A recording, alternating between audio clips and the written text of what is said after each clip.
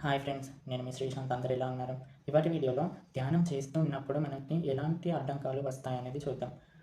ముందు నేను 3 నిమిషాల పాటు ధ్యానాన్ని ఈ వీడియోలో చెప్తాను. మీరు అదే విధముగా మీ ధ్యానాన్ని చేయడానికి సిద్ధమవ్వండి.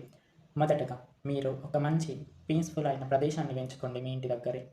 అంటే మీరు చేసే ధ్యాన సమయం ఎవ్వరూ నిశ్శబ్దంగా ఉన్నప్పుడు ఉండేలా ఉండాలి. అందుకే ధ్యానం బ్రహ్మ ముహూర్తంలో చేస్తారు. అప్పుడు ఈ లోకమంతా నిద్రిస్తుంది కనుక ఎలాంటి శబ్దాలనేటివి ఉండవు. అప్పటికి మీకు మీ విశ్వశక్తి అధికంగా రావడానికి సమయంగా ఉంటుంది. అలాంటి ప్రదేశాన్ని మీరు ఎంచుకొని పద్మాసనంలో వెన్నెముకను నిటారుగా ఉంచి మీరు కూర్చున్నారు. మీ 2 కనులను మూసుకొని చాలా శ్వాసను, అంటే ఎంత ఎక్కువ శ్వాసనో మీరు మీ ఇన్‌హేల్ చేసుకున్నారంటే ఇలా చేసిన తర్వాత అంత శ్వాసను ఒకటేసారి తీసేయండి. ఇలా కాసేపు చేస్తూ ఉన్నారు. శ్వాస, మీ బ్రీతింగ్‌పై మీ కాన్సంట్రేషన్ ఎక్కడుంది? ఉచ్ఛ్వాస, నిశ్వాసలు అంటారు తెలుగులో. ఇంగ్లీష్‌లో ఇన్‌హేల్, ఎక్స్‌హేల్ అని అంటారు. మీ ఉచ్ఛ్వాస, నిశ్వాసలను గమనిస్తూ ఉండండి.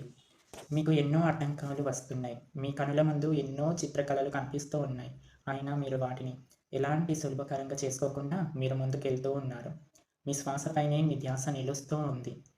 మీ బాడీ తిమ్మెర్లు రావడం స్టార్ట్ చేయండి.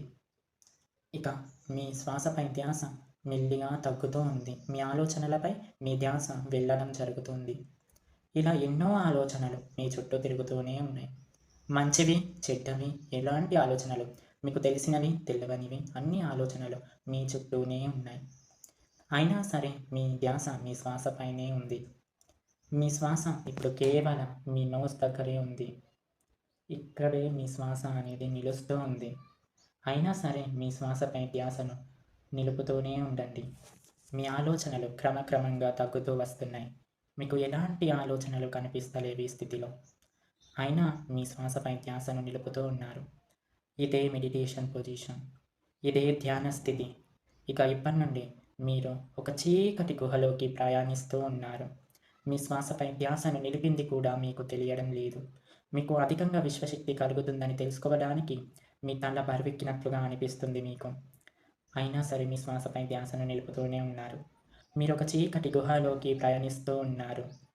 అది ఎంత చీకటి గుహ అంటే మీ కన్నులు కూడా మైమర్చిపోయేలా ఉంటుంది. ఆ గుహ నుంచి మీరు బయటికి వెళ్ళాలనుకున్నా కానీ వెళ్ళలేరు. అంత చీకటి గుహలో మీరు ప్రయాణిస్తూ ఉన్నారు. మీకు ఎలాంటి శబ్దాలు, ఎలాంటి మనుషులు అక్కడ కనిపించడం లేదు. కేవలం చీకటి, చీకటి, చీకటే కనిపిస్తుంది. అయినా సరే మీ శ్వాసపై ధ్యాసను నిలిపి మీరు ధ్యానవంతులవుతున్నారు.